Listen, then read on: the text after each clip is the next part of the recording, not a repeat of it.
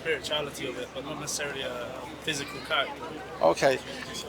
What's interesting in the Quran, in the second chapter, because most people will come to whether they're Muslim, Jew, Christian, regardless, and they'll say to them, why do you believe in God? The Quran, it comes from a different angle. First it says, كَيْفَ تَكْفُرُونَ بِاللَّهِ. How is it you disbelieve in God? كَيْفَ تَكْفُرُونَ بِاللَّهِ وَكُنْتَ أَمْوَاتًا فَأَحْيَاكُمْ. Considering you were dead, and then you were given life. And then after this life you will die again. And then after that death, you'll come back to life again. Obviously, we believe in after death we will be resurrected and we'll be judged. But even for yourself, you know the aspect of, okay, I didn't exist, human beings didn't exist, then we came into existence, we have a life, with all that entails, breathing, communication, sustenance, the planet we live on, the way we can see, the way we can hear, everything. And then one day we're going to die, we're going to leave this world. So the Quran, Allah asked the question in the Quran, how do you disbelieve in God? I explain, rather than asking for evidence, how can you justify your existence without a creator? What age did you revert? As you can see, I'm an old man. It's about 30 years ago. I became Muslim when I was 19. Really? Yeah. And why?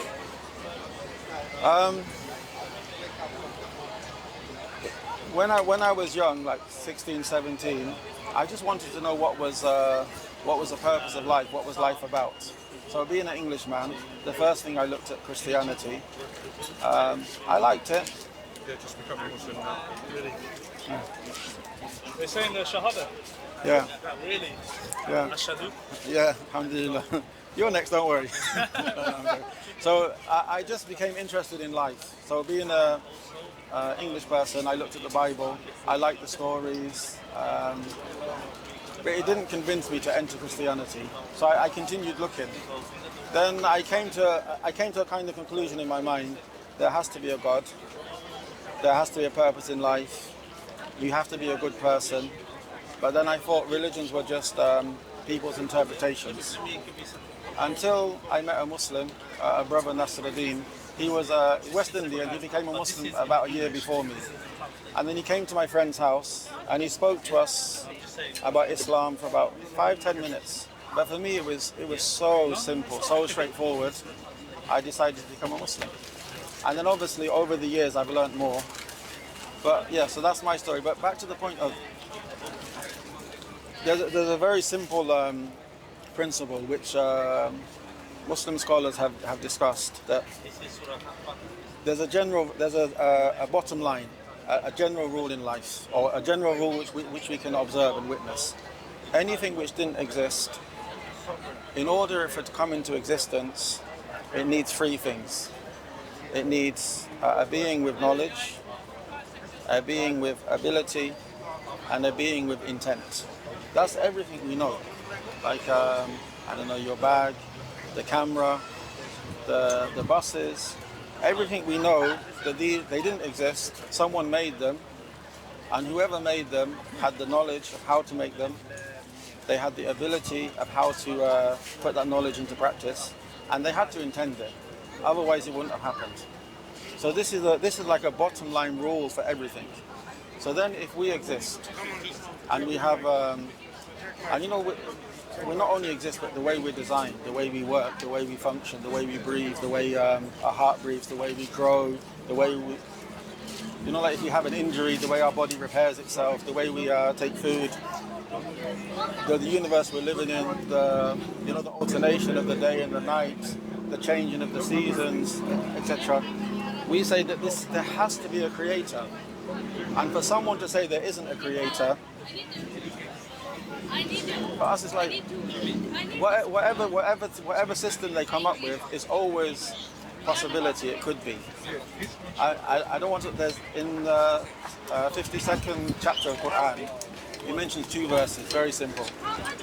He says, "Am khuliqu min ghayri shay, am humul khaliqun, am khalaqa as-samawati wal ard, bal la yuqinun." It said, were they created from nothing, or did they create themselves? did they create the heavens and the earth, as in the planet we're living on?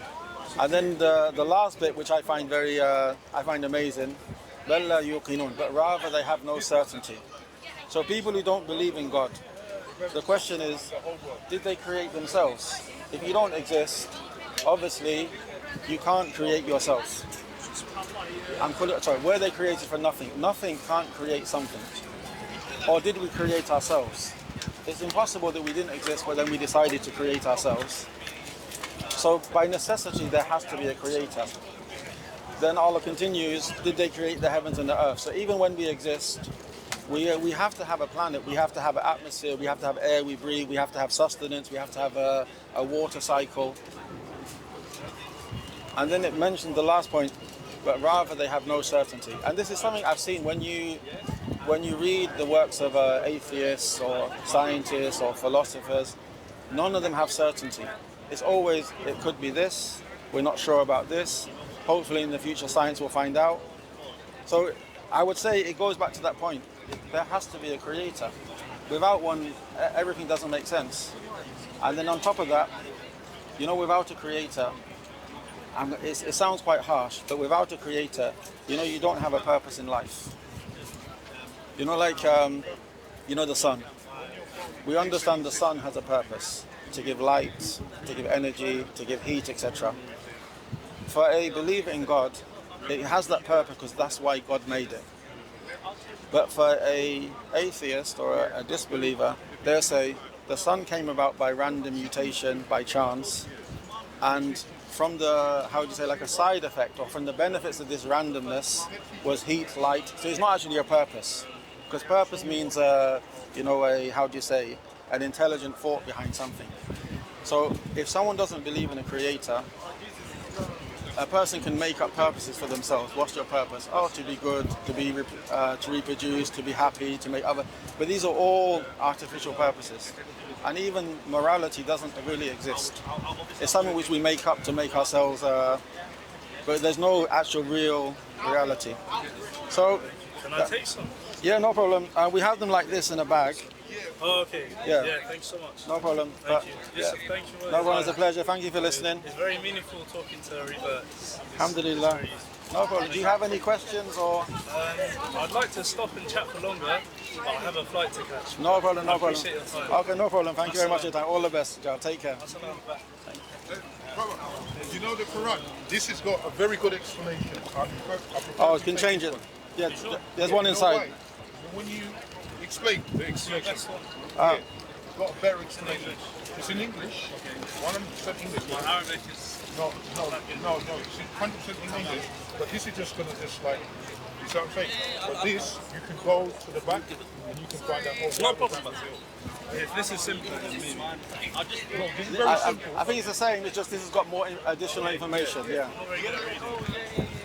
Someone will read through, your wife will read through. You're Muslim, like, wife will read through. Oh, no, it's like, do it. Thanks so much.